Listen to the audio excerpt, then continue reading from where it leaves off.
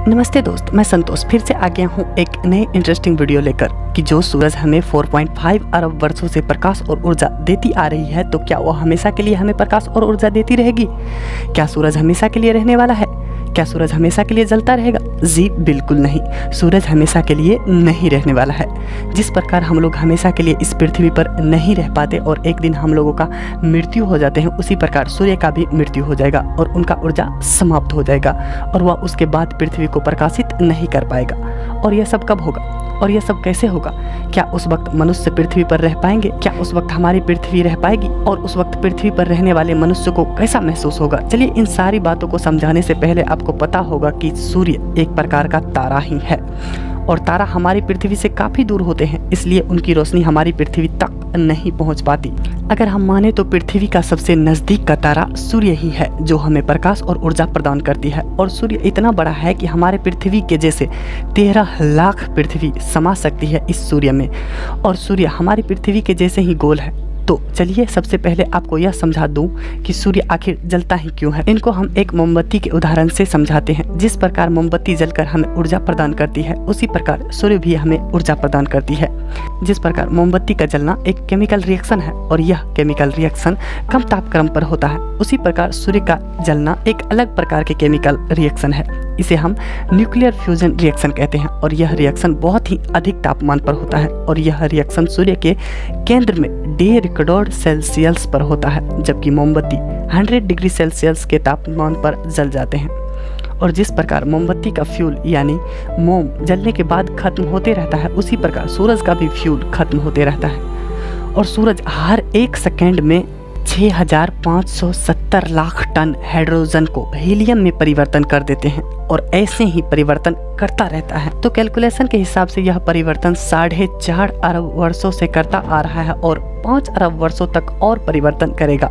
उसके बाद सूरज अपने ओरिजिनल साइज से बड़ा हो जाएगा, जिससे बुध ग्रह और शुक्र ग्रह को अपने आप में समा लेगा और सूर्य के ग्रेविटेशनल फोर्स कमजोर हो जाएगा, जिससे हमारी पृथ्वी अपने ऑर्बिट से खिसक जाएगी और सूर्य बड़ा होकर रेड जॉइंट का रूप ले लेगा और जिस देश में दिन होगा उस देश से सूर्य काफी बड़ा नजर आने लगेगा। और हम लोग मान लेते हैं कि उस वक्त अमेरिका में दिन तथा इंडिया में रात हो रही होगी, तो उस वक्त अमेरिका में काफी हलचल हो रही होगी और सभी बड़े सूर्य को देखकर परेशान हो रहे होंगे। और उस वक्त इंडिया में आधी रात हुई होगी, इसलिए हम लोग चैन का नींद ले रहे होंगे। और उसी वक्त हमारे देश के गवर्नमेंट को अमेरिका से संदेश आता है कि सूरज रेड जॉइंट होकर अंतिम कगार पर आ गया है और उसी वक्त हमारे देश के गवर्नमेंट पूरे देश में अलर्ट जारी कर देती है और सोशल मीडिया और मोबाइल फोन से सभी को कानों कान खबर पहुंच जाती है और रात वाली देश में सभी व्यक्ति जग जाते हैं और उस रात आसमान को देखने पर दूसरे रात की तुलना में काफी चमकीली नजर आती है और हमारे देश में भी हलचल होने लग जाते हैं और उल्टी गिनती शुरू हो जाती है। फिर अचानक सूर्य में बहुत बड़ा विस्फोट होता है, जिससे बहुत सारी एनर्जी और रेडिएशन निकलती है, जिससे हमारे पृथ्वी का जीव एक क्षण में नष्ट हो जाते हैं और यह इतना जल्द होता है कि हमें महसूस भी नहीं होता और हम लोग को जिंदा बचने का बहुत ही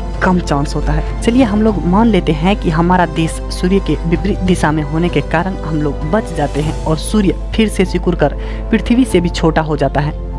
इसका ग्रेविटेशनल फोर्स इतना कमजोर हो जाता है कि यह सौरमंडल के किसी भी ग्रह को बांधकर नहीं रख सकता, जिससे सभी ग्रह आकाशगंगा में तैरने लग जाते हैं और साथ में हमारी पृथ्वी भी किसी एक दिशा में जाती ही रह जाती है और अंतरिक्ष में बहुत सारे एस्टेरॉयड तैरते रहते हैं। हो सकता है एस्टेरॉयड हमारी पृथ्वी से कभी भी टकराकर सारे जीव को नष्ट कर देगी। चलिए मान लेते हैं कि कुछ वर्षों तक हमारी पृथ्वी से एस्टेरॉयड नहीं टकराती। अब हमारी पृथ्वी पर सूरज की रोशनी नहीं पहुंच पाने के कारण रात ही रात रहती है, इसलिए हम लोग पावर प्लांट से आने वाली बिजली से बल्ब जलाकर रखते हैं। सबसे बड़ा असर हमारे पेड़ पौधे पर पड़ेंगे, जो सूर्य के प्रकाश की उपस्थिति में अपना भोजन प्रकाश संश्लेषण द्वारा करती थी। अब यह अपना भोजन न बना पाने के कारण पेड़ पौधे मरने लग जाते हैं और हमें ऑक्सीजन भी प्रोवाइड नहीं कर पाती। धीरे धीरे हमारे वातावरण का तापमान घटने लग जाते हैं। अब एक हफ्ते बाद अब तापमान -20 डिग्री सेल्सियस पहुंच गया है, जबकि पानी 0 डिग्री सेल्सियस पर बर्फ बन जाता है। इसलिए पानी अब तरल रूप में मौजूद नहीं है। दुनिया के सारे समुद्र का पानी जम चुके हैं और दुनिया के सारे बिजली चली गई है, क्योंकि जिस डंप से बिजली बनती थी वह जम चुकी है। इसलिए मोबाइल फोन टावर ऑफ हो चुके हैं, लैंडलाइन फोन भी बंद हो चुकी है, जिसके कारण हम कहीं फोन भी नहीं कर पा रहे हैं। और कहीं कहीं पर बिजली अभी भी है जहां दूसरे रिसोर्स द्वारा बिजली बनाया जाता था। अब 1 वर्ष बाद सारे जानवर खत्म हो चुके हैं, सारे पेड़ पौधे खत्म हो चुके हैं, इसलिए हमारे वातावरण को साफ रखने वाला अब नहीं रहा और हम लोग पावर प्लांट से वातावरण को और दूषित कर दिए हैं, जिससे ऑक्सीजन खत्म होने की कगार पे आ गई है। अब 1000 वर्ष बाद ऑक्सीजन खत्म हो चुकी है, खाने पीने का सामान खत्म हो चुके हैं, जितने भी ऊर्जा के रिसोर्स थे वो भी खत्म हो चुके हैं, इसलिए पृथ्वी से जीवन भी खत्म हो चुके हैं और अभी टेम्परेचर -161 पहुंच गया है और अब पृथ्वी बर्फ की चादर से ढकी हुई नजर आ रही है। मजे की बात तो यह है कि यह दिन हमें देखने को नहीं मिलेगा, क्योंकि ऐसा होने में अभी काफी समय है, या फिर यह भी हो सकता है कि उस टाइम तक हमारा विज्ञान बहुत आगे निकल जाएगा, जिससे हम लोग पहले ही पृथ्वी को छोड़कर किसी और ग्रह पर अपना जीवन बसा लेंगे। आपको क्या लगता है हमें कमेंट बॉक्स में ज़रूर बताएं।